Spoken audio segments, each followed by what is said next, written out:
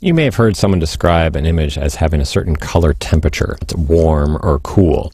So typically a warm image tends to look orangey or yellowy and some reddish tones, and then whereas a cool image will look, more blue or cyan. So here's an image where you might want to play around with the different temperature of the image. Not really worried about changing the contrast and adding black or white or pumping up the midtone contrast. I just want to change the overall color temperature of the image to make it either warmer or cooler. Now, if you're a photographer and you have a camera bag with a bunch of lenses in it, you might actually have some photo filters in there as well that you typically would screw on top of your lens or at the end of your lens. That changes how the camera interprets the light. And there's all sorts of different physical analog filters that you can buy for your camera. There's polarizing filters, there's color filters, there's filters for shooting underwater, and so forth.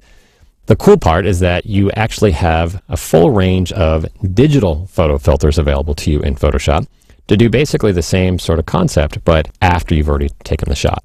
In the adjustments panel, you'll see there's a little adjustment here called Photo Filter. It's got a little camera on it with a little circle that makes it look like an actual lens filter there. I'm going to go ahead and click on that icon, and that brings up the Photo Filter adjustment for this particular image. It defaults always to the warming filter 85. But if I click on this list of filters, you can see there's quite a few filters that I can choose from. If my goal was to cool the temperature of this image, then I have 3 different cooling filters to choose from. And these are common filters. Like if you were to go buy a physical filter in a camera supply store, these would be what these are called. I need a cooling filter or an 80 filter or an 82 or an 85 or whatever. I'm going to go ahead and choose cooling filter 80. And you can see it dramatically changes the effect of the image. I'm going to go ahead and turn that on and off. Here's the preview button or the visibility button. I'm going to turn that off. There's before and there's after. And you can see I've really cooled off the sky and the sand of the beach there. I can choose from 3 different coolings just to see which one gives me the result I'm looking for. It's completely subjective and up to you. And then to control how much of the photo filter effect is being applied, you have a density slider. So if I take that, the default value is 25%. If I want this to be dramatically cooler, then I can increase the density. That's probably not what I want on this particular image. And if I just want to dial it down a little bit, then density slider to the left.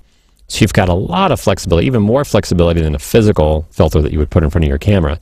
It kind of makes it pretty fun to just change color temperature, either stylistically to actually dramatically use it as a creative effect, or just to make subtle temperature changes. So if I want to go back to the warming filter, maybe I'll choose warming filter 81 and increase the density to make it really kind of have an orange cast to it.